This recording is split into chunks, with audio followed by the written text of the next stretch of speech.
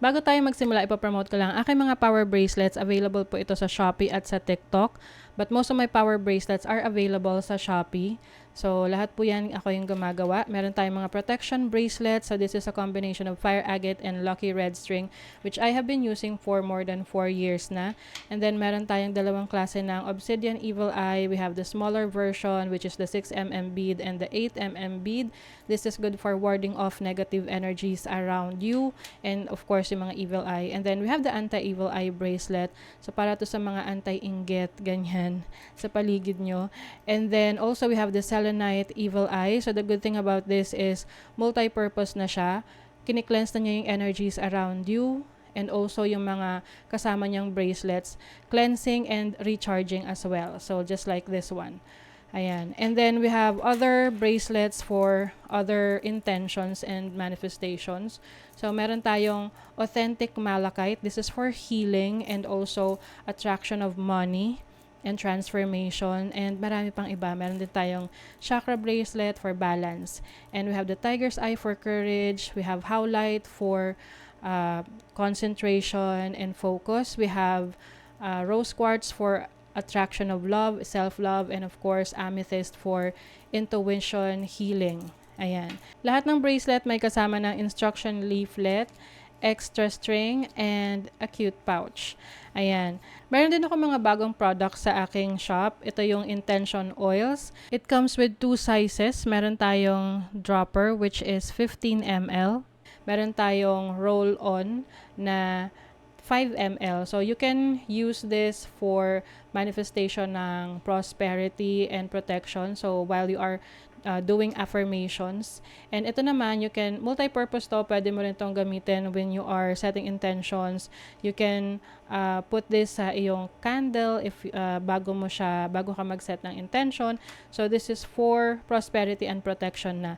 Meron din akong spell jar for protection and prosperity. So, these are limited items lang kasi konti lang nagawa ko dahil lahat to ay chinarge ng super full moon nung full moon in Pisces. So now it is available. I think 5 to 7 pieces lang yung available for each. So lahat yan nasa aking Shopee. Link on the description. Thank you so much and happy shopping. Cancer, hi! Welcome to Mr. Queen PH. Titingnan natin kung ano yung parating sa inyo in the next 7 days from the time na mapanood nyo yung reading na to. Dahil ito ay isang timeless reading. Panoorin nyo rin yung Sun, Moon, Rising, Venus ninyo para sa iba pang mensahe. Because this is a general reading. So, maaari kayong makarelate, maaring hindi. Just a reminder, you have the power to create your own reality. So, gamitin nyo lamang ang reading na to bilang gabay. Let's see what's coming to you in the next 7 days. Cancer. Next 7 days. Oops. Passion. You're going to be passionate about, can be a relationship or a purpose in your life, no? Inflame my purpose.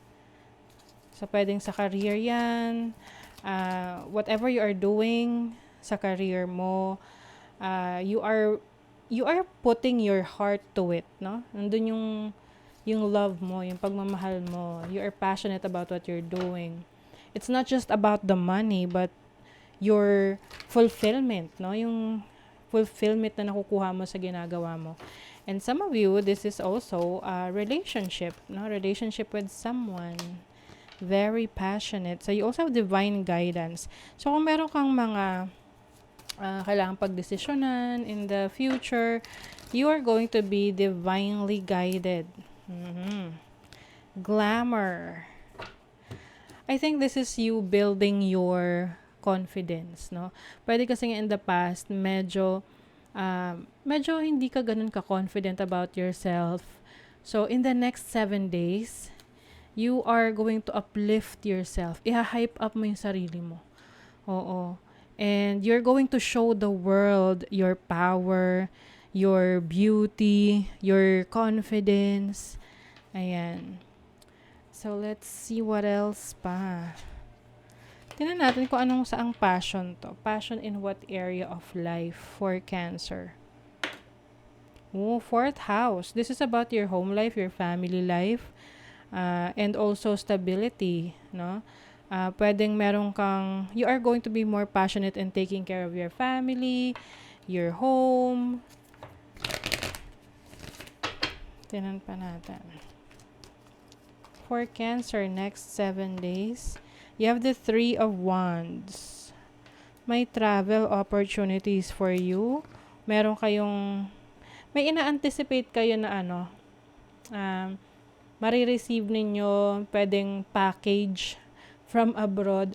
Pwede rin naman tong kamag-anak na parating. You have the Knight of Swords, the Nine of Swords, and the Tower. Oh, okay. Maaring magkaroon ng misunderstanding with someone that is so close to you in the next 7 days. Pwedeng mag-cause ng yung sleepless nights, pwedeng may masasabing mga masasamang salita or offensive na words towards each other. With the Tower and the Magician, I think you might be dealing with someone na may pagka-manipulative, no? Can be a trickster. Pwede ring itong person na to is letting you, parang showing you something na hindi naman talaga yun. Alam yun? Can be, ayun nga, may pagka-trickster. Tignan pa natin. Ano to? What is the Tower and the Magician? What is this about? For Cancer. Ooh, sa relationship, 7th house. You have Venus in Capricorn. Oh, okay. Venus in Capricorn. I think there is someone that is connected to you romantically, no? For some of you na medyo magiging mahigpit sa'yo or commanding sa'yo or alam mo yung tipong gusto niya siya yung masusunod.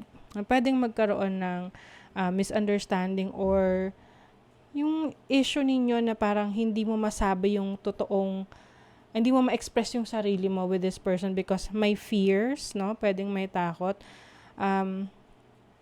But I think you are going to realize if this person is someone na gusto mong makasama for a long time.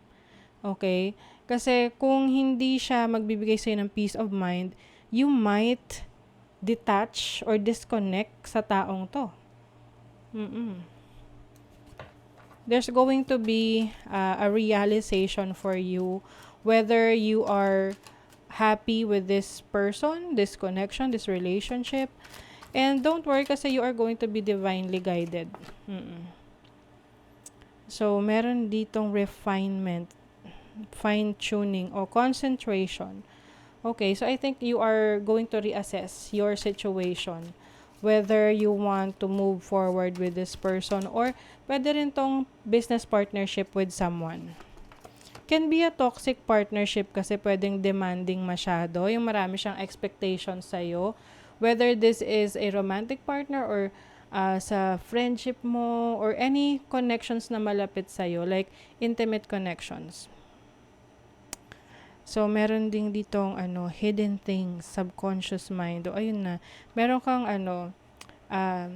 you are going to discover a deeper meaning towards this experience. Kaya, yung mga gagawin mo, yung mga actions mo moving forward is about where you should be going. Parang a new direction na gusto mong tahakin na kung saan ikaw yung mas may control kaysa yung ikaw yung kinokontrol ng iba. Okay?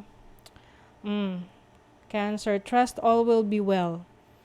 Huwag ka raw mag-alala. Magiging okay rin daw lahat. Okay? And then, think it through. It is also important that may mga pinag-iisipan ka na desisyon. Hindi rin basta-basta na magdi-decision ka lang ng wala lang. Ganun. Kailangan pag-isipan mo. Oo. At magtiwala ka na magiging maayos rin lahat. Sabi nga this too shall pass. Oo.